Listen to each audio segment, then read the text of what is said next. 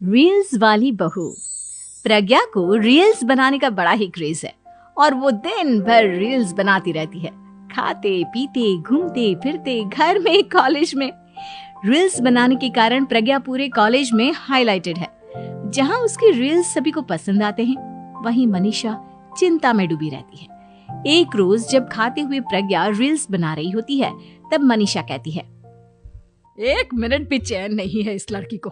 ये नहीं कि खाना तो आराम से खा ले, लेकिन नहीं, अरे थोड़ी देर रील्स नहीं बनाओगी तो आसमान नहीं टूट पड़ेगा। अरे मम्मी, इसी को तो कहते हैं डिटर्मिनेशन। तुम नहीं समझोगी ये सब। भगवान, इस लड़की को सद्बुद्धि दे। जब देखो तब टेढ़ा बाका मुंह बनाती रहती है। मनीषा की बात का प्रज्ञा पर जरा भी असर नहीं होता और वो खाते खाते रील्स बनाती रहती है। दिन बीतने लगते हैं और देखते देखते प्रज्ञा का कॉलेज भी खत्म हो जाता है। आए दिन कोई ना कोई मनीषा को प्रज्ञा की शादी करवाने का सुझाव दी जाता है। सब ठीक ही कहते हैं, प्रज्ञा की शादी कर देनी चाहिए। अपने घर के काम काज में व्यस्त हो जाएगी तो खुद ही ये रील्स और नाच गाना बंद हो जाएगा।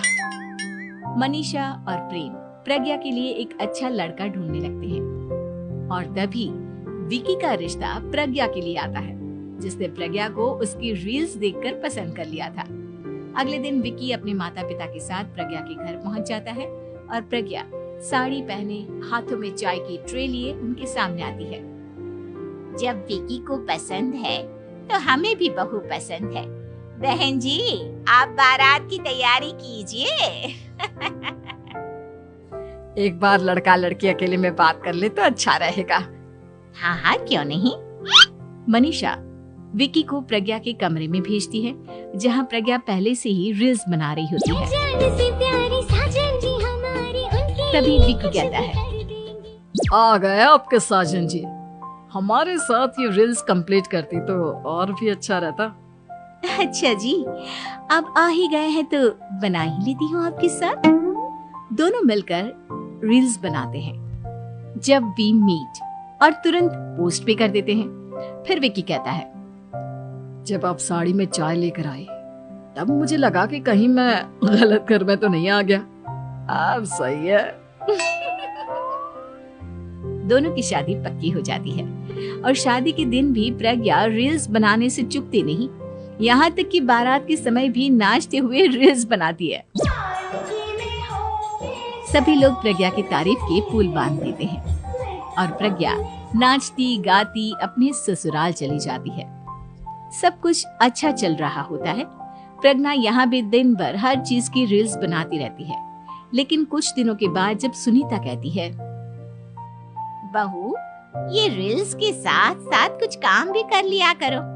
वैसे तुझे और क्या क्या बनाना आता है?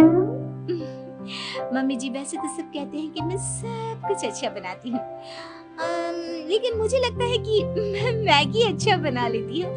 हाँ, कॉफी भी अच्छा बना लेती हूँ और मुंह तो सबसे अच्छा बना लेती हूँ। हैं? अच्छा अच्छा। सुनीता अपना माथा पकड़ लेती है और कहती है, बहू, कुछ खाना बनाना भी सीख लेती। मम्मी जी, मैं लंबी प्लानिंग कर रही हूँ। जल्दी ही मैं इतनी फेमस हो जाऊंगी कि मुझे पैसे मिलने लगेंगे। हम दोनों सास बहू राज करेंगे, राज। नौकर काम करेंगी और लोगों की तो लाइन लगेगी हमसे मिलने के लिए। तेरा दिमाग खराब हो गया है क्या बहू? हंसी मजाक तक ठीक है, लेकिन इस तरह घर नहीं चलते। जितना जल्दी हो इस घर के तौर तरीकों को सीख लो। प्रज्ञा मुंह घुमाकर चली जाती है और तुरंत उसी वक्त एक रील बनाती है। ये देख सुनीता का गुस्सा 7वें आसमान पर चला जाता है और विकी के घर आते ही सुनीता उसे सब कुछ बताती है। विकी भी अब प्रज्ञा की इन हरकतों से परेशान हो जाता है। तुम टेंशन मत लो मम्मा, मैं देख लूंगा। विकी कमरे में जाता है तो देखता है कि प्रज्ञा रील्स बना रही है। विकी बड़े ही प्यार से प्रज्ञा से कहता है, प्रज्ञा, इन सब के लिए मैं तुम्हें मना नहीं कर रहा हूँ, लेकिन फिर भी हर वक्त तो ये अच्छा नहीं लगता ना। समझने की कोशिश करो, मुझे भी तुम्हारा थोड़ा वक्त चाहिए। मैं जब ऑफिस से आता हूँ तो मुझे समय देने की जगह इसी में लगे रहते हो। तुम ज्यादा ही सोच रहे हो। तुम भी मेरे साथ रील्स